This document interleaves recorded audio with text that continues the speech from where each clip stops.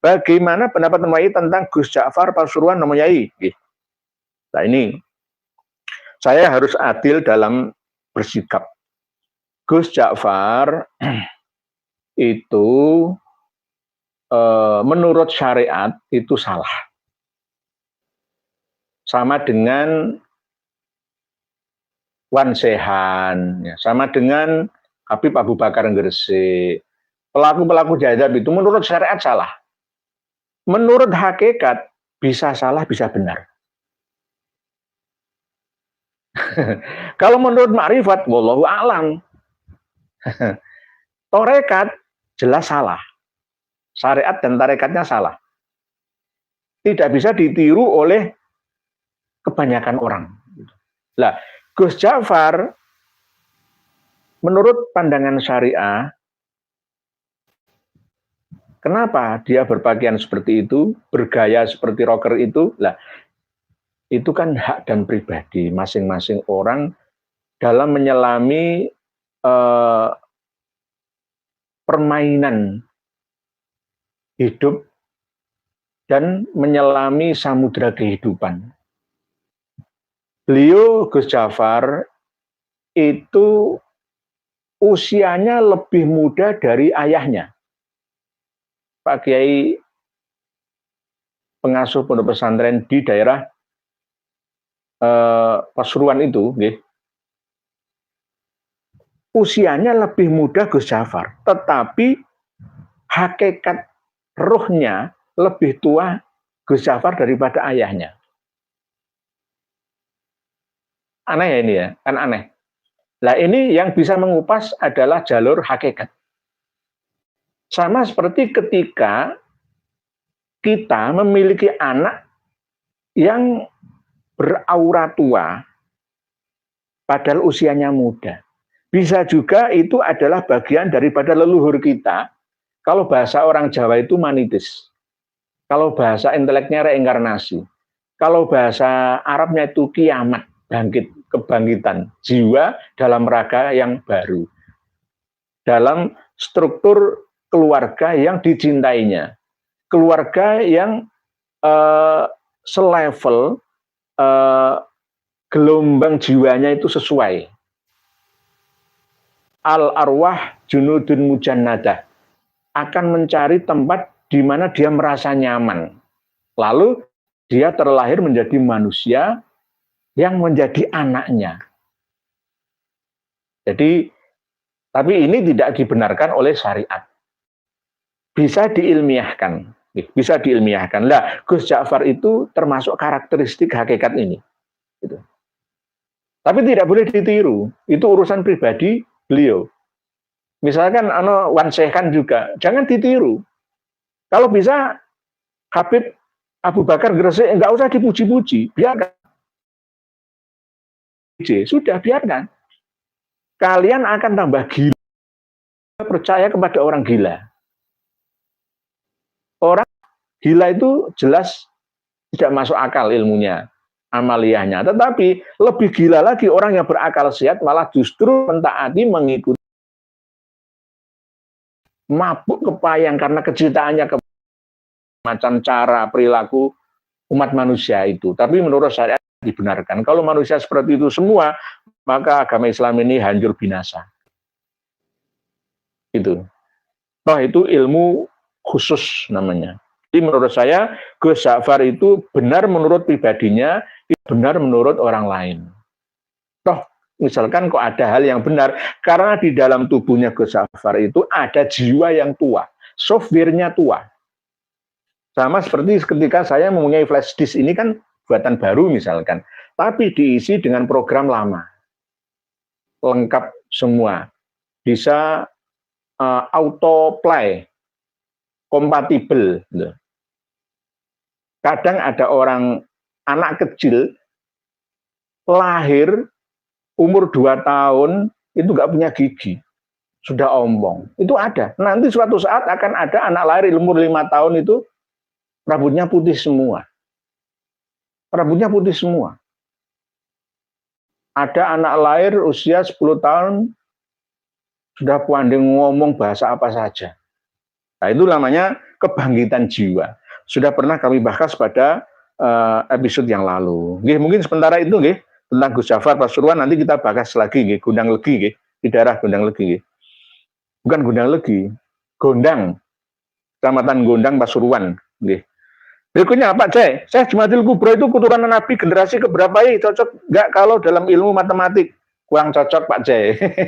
Saya sudah pelajari lama itu. Jadi Syekh Jumatil Kubro dengan Jamaluddin Husaini, dengan Jumatil Akbar, Jamaluddin Al-Akbar itu beda semua.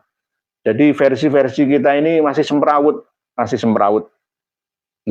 Jadi ada generasi dai yang datang ke Nusantara pada awal-awal Majapahit menjelang keruntuhan itu termasuk Maulana Maghribi, termasuk Syekh Jumatil Kubro, terus Syekh Ibrahim As-Samarqandi, Gisi Harjo, Palang Tuban itu. Tapi belum sempat bisa berdakwah lama menemui Raja Majapahit belum. Sudah meninggal dunia dulu di Gisi Harjo, Palang Tuban tersebut.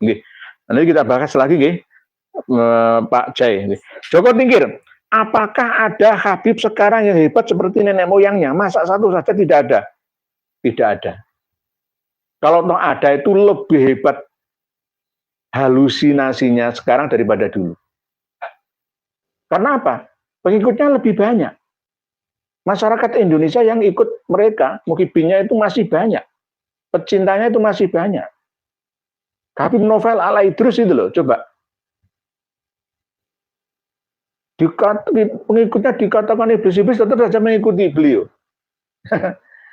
Jadi lebih banyak pengikut dan pengaruhnya sekarang daripada dulu. Kalau Habib-Habib nenek moyangnya dulu itu katanya punya karomah itu ya, itu nggak banyak pengikutnya.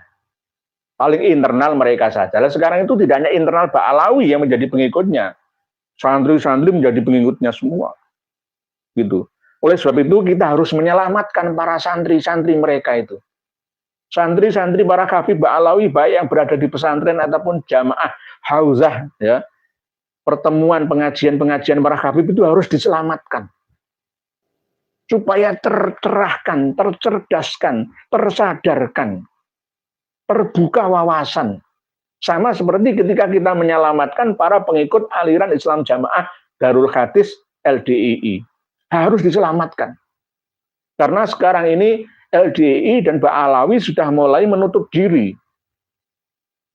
Para pemimpinnya mulai mendoktrin pengikutnya, nggak usah didengarkan YouTube itu. Ya, itu nggak benar itu orang sesat menyesatkan ya, didoktrin itu. LDI juga begitu, ketika mereka mau roboh organisasinya, sibuk menyelamatkan pengikutnya, naik ke kapal menuju ke tujuannya, alias tetap kerajaannya itu masih berdiri kokoh di Indonesia. Padahal isinya adalah dajjalun dan kadzabun semua. Ini yang lebih berbahaya. Oleh sebab itu, kenapa kok saya kadang-kadang masih senang semangatnya Salafi yang Salafus Soleh yang menyadarkan LDII. Kok tidak NU? Harusnya tuh NU Muhammadiyah yang menyadarkan LDI dan Ba'alawi. Mohon maaf. Jadi harus Pak Joko Tingkir, apakah ada Habib sekarang yang hebat seperti nenek moyang? Nggak ada. Bisa terbang itu nggak ada. Itu hanya doktrin saja. Bermain kata-kata, bermain mata, menggunakan brainwashing saja. Cuci otak seperti gendam ilmu hipnoterapi itu. Blue Hazard. Alhamdulillah pemilu sudah selesai dan hasilnya pun sudah cukup jelas. Selanjutnya, apa langkah konkret dan strategi Kiai dan rekan-rekan untuk menyelesaikan isu nasab tabaib? Mungkin bisa dijelaskan Kiai. Kita sudah bergerak, Pak Blue Hazard. Kawan-kawan kami sudah bergerak untuk meluruskan sejarah. Saya sebenarnya anggota dari PWI Pusat Indonesia, tetapi saya tidak begitu aktif karena saya mempunyai aktivitas sendiri. Dan saya akan tetap mendukungnya. Dan alhamdulillah pemuda-pemuda yang semangat dari Malang, Probolinggo, Tuban, Surabaya, dari mana-mana sudah banyak bergerak. Getem-getem bahasa Jawanya itu. Ndang cepet komandokan, tapi saya tetap masih menyarankan jangan gerusa-gerusu. Al-ajalatu minasyaiton. Kesusu itu termasuk bagian daripada programnya setan. Oleh sebab itu kita harus alon waton kelakon. Seluman selumun selamat. Ya. Biar lambat asal selamat sesuai dengan tujuan. Ya. Tujuannya apa? Kebaikan harus dijalankan dengan cara yang baik. Amar ma'ruf itu harus dengan ma'ruf. Tidak boleh amar ma'ruf dengan mungkar, alias marah-marahan, langsung hancur-hancuran, ya tidak. Strategi yang akan kita jalankan termasuk Pak Agus Haryadi menyarankan kami untuk sowan ke kiai-kiai pondok pesantren. Nanti insya Allah akan kami jalankan. Kita akan tetap silaturahmi dengan yai-yai sepuh, dengan tokoh-tokoh muda. Semuanya tidak ada yang beda. Semuanya kita sama ratakan bahwa mereka adalah anak bangsa kita. Termasuk ya tidak membedakan santri, masyarakat sama. Kita ini semua satu raga. Satu sakit, semua ikut merasakan sakitnya.